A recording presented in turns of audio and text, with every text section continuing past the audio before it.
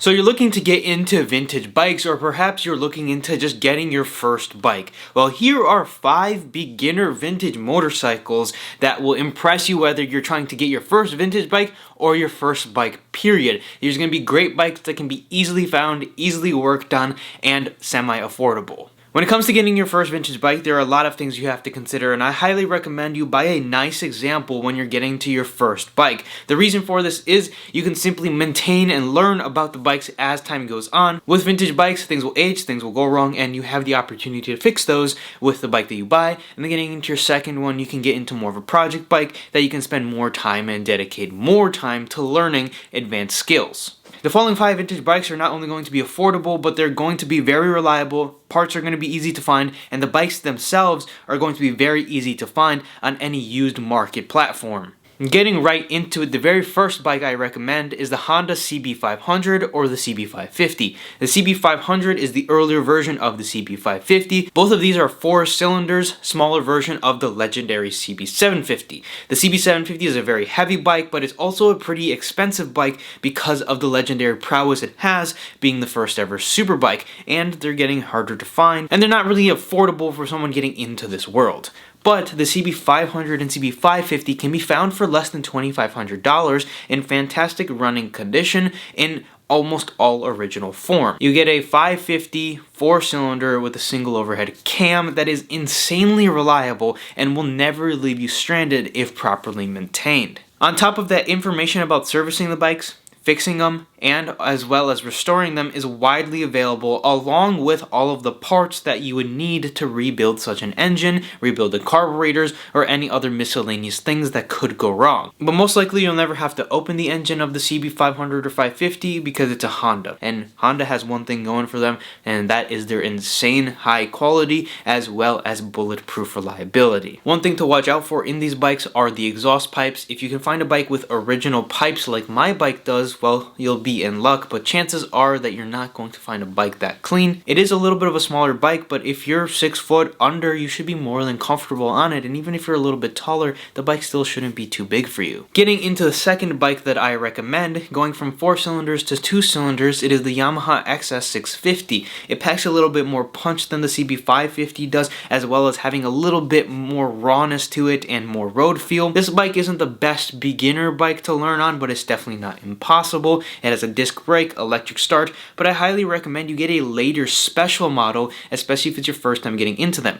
Not only are the special models cheaper, but they also have electronic ignition, which make them more reliable. The standard model I have here and you're seeing on screen are harder to find, they're worth a lot more money, but they don't have the electronic ignition, even though it can be swapped easily. When you're looking at getting a standard versus special, the specials tend to be a lot cheaper, and you can get a very nice running special for the price of a rough standard. Getting a nice bike, first getting a basket case is a major thing when buying a vintage bike. I think a lot of people now, especially the people who say that they're unreliable and they're always going to break, bought bad bikes. And that's something to keep in mind. When buying a bike, I try to stay away from basket cases because it takes a lot to go from a basket case to a very nice runner. And for the price, effort, and time you put into them, you can just go and get a nicer one for a little bit more money. The XS650 is a fantastic platform to start on. It's a little bit lighter than that CB550 is, and it's a little bit faster if you're looking for that as well. It's a parallel twin, and it has an awesome sound out of the exhaust.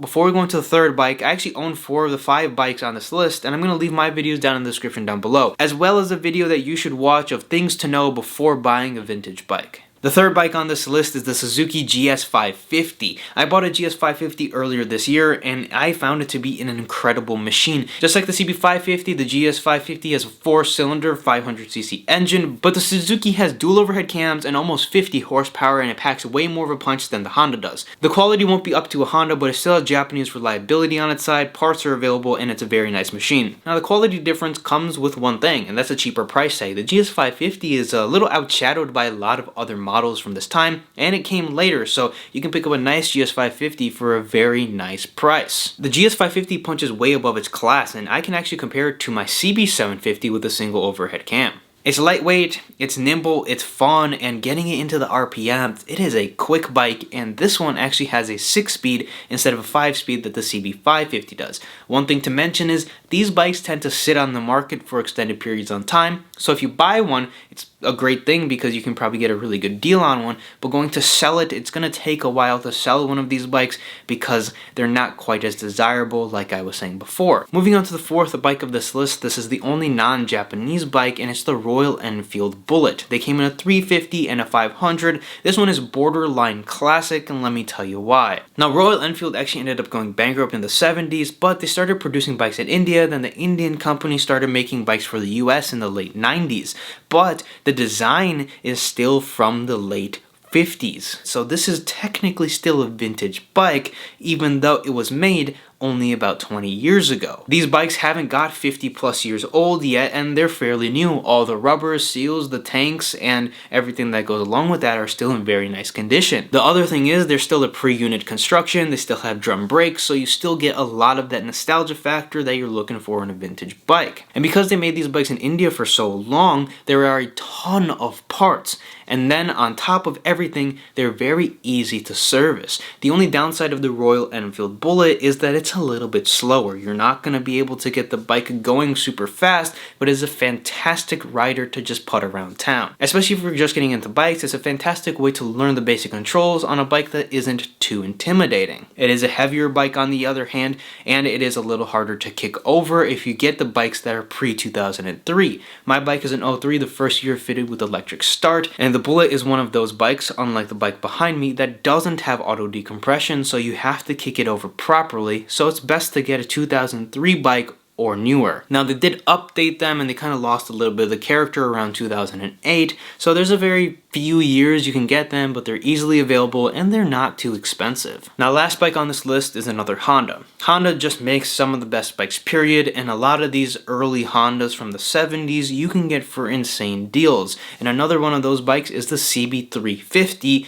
but the twin version, not the 4-cylinder. The CB350 you can find almost anywhere. They also made them in the 360 and the CL versions, which are the scrambler versions. They're lightweight, nimble bikes that are insanely reliable, and you can just put them around anywhere, similar to the Royal Enfield Bullet, but you have 2 cylinders instead of a single. Now, CB350 is one of those bikes, if you're making a video like this, that it makes too much sense not to put on. They're cheap, reliable, and they're very easily findable. Not to mention, unlike the GS550 and the CB550, they only have 2 carburetors that you have to fiddle with, and you can get them running very simply if the carburetors are dirty compared to a rack of 4. Now, with all of that being said, those are the 5 bikes that I would choose for this video, and if you're looking for a video, looking to get more information on how to buy a project vintage bike, make sure to click here and find out all the information that I recommend as someone who's bought over 50 motorcycles. If you found this informational, comment down below your thoughts, leave a like, and subscribe to the channel, and I'll see you guys in the next one.